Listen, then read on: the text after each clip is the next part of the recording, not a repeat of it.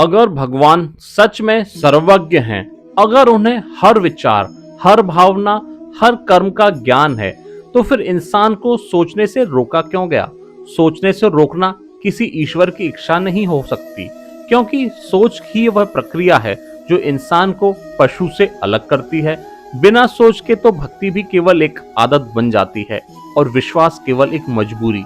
अगर भगवान ने हमें विवेक दिया है, तर्क दिया है, समझने की क्षमता दी है, तो उसका उद्देश्य यही रहा होगा कि हम आंख बंद करके माने नहीं, बल्कि सच को पहचाने। सोचने वाला मन ही सही और गलत में फर्क कर सकता है, और जो ईश्वर सत्य का प्रतीक है, वह सत्य से कैसे डर सकता है? और अगर सवाल करना सच में गलत होता, अगर प्रश्न करना पाप होता, तो सिर्फ बुद्धि हमें दी ही क्यों जाती? सवाल वही करता है जो सीखना चाहता है, जो समझना चाहता है, जो अंधेरे में रोशनी ढूंढ रहा होता है। सवाल ईश्वर का अपमान नहीं होता, बल्कि ईश्वर पर विश्वास की गहराई को दिखाता है। डर तो सवालों से उन्हें लगता है जिनकी नींव कमजोर होती है, जिनकी सत्ता भ्रम पर टिकी होती है। इसीलिए जब कोई आपको सोचने या पूछने से रोके, तो समझ लीजिए वह आपको भगवान से नहीं, बल्कि अपने बनाए हुए डर और नियंत्रण से बांधना चाहता है। हर धर्म, हर शास्त्र और हर परंपरा एक ही बात स्वीकार करती है कि भगवान ने मनुष्य को बाकी सभी प्राणियों से अलग बनाया है। उसकी बुद्धि के कारण पशु भी जीते हैं, खाते हैं और डरते हैं, लेकिन वे सोच नहीं सकते। मनुष्य सोच सकता है, तर्क कर सकता है, सही गलत का मूल्यांकन कर सकता है। यही बुद्धि मनुष्य की सबसे बड़ी पहचान है, और यही उसे जिम्मेदार भी बनाती है। अगर भगवान ने स्वयं यह क्षमता दी है, तो यह मानना कि उसी बुद्धि का उपयोग करना पाप है, अपने आप में एक विरोधाभास है। कोई भी सृजनकर्ता अपनी सबसे विशेष रचना को ऐसी दक्षता क्यों देगा जिसका उपयोग करना ही अपराध मान लिया गया हो?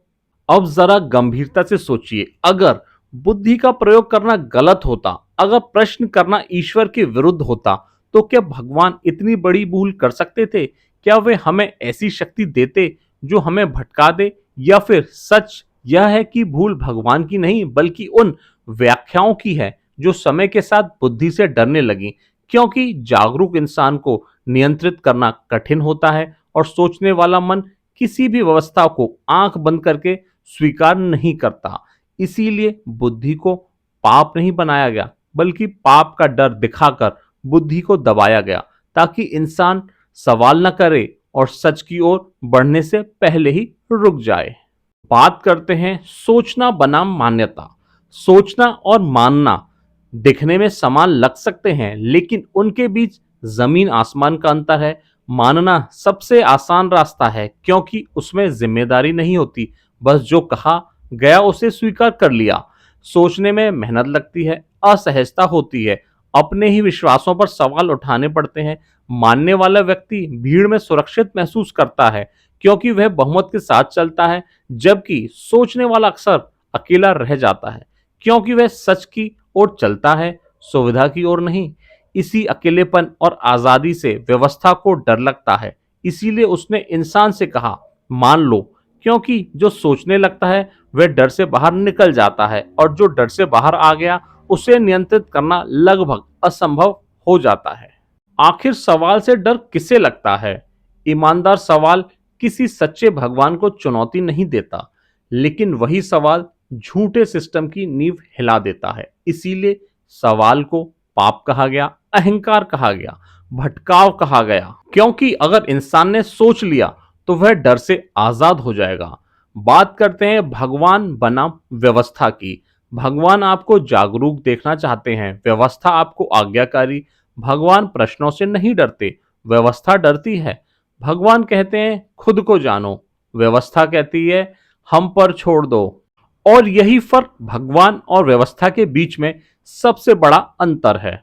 इसीलिए अगली बार जब कोई आपसे कहे कि सवाल मत करो, तो एक पल रुकिए और अपने भीतर झांकिए।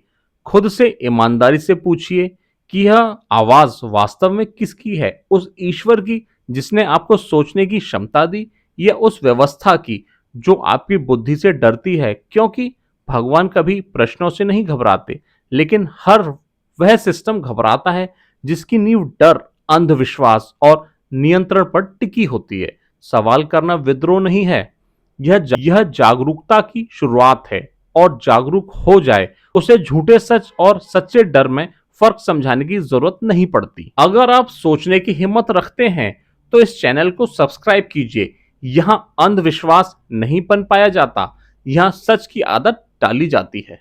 धन्यवाद।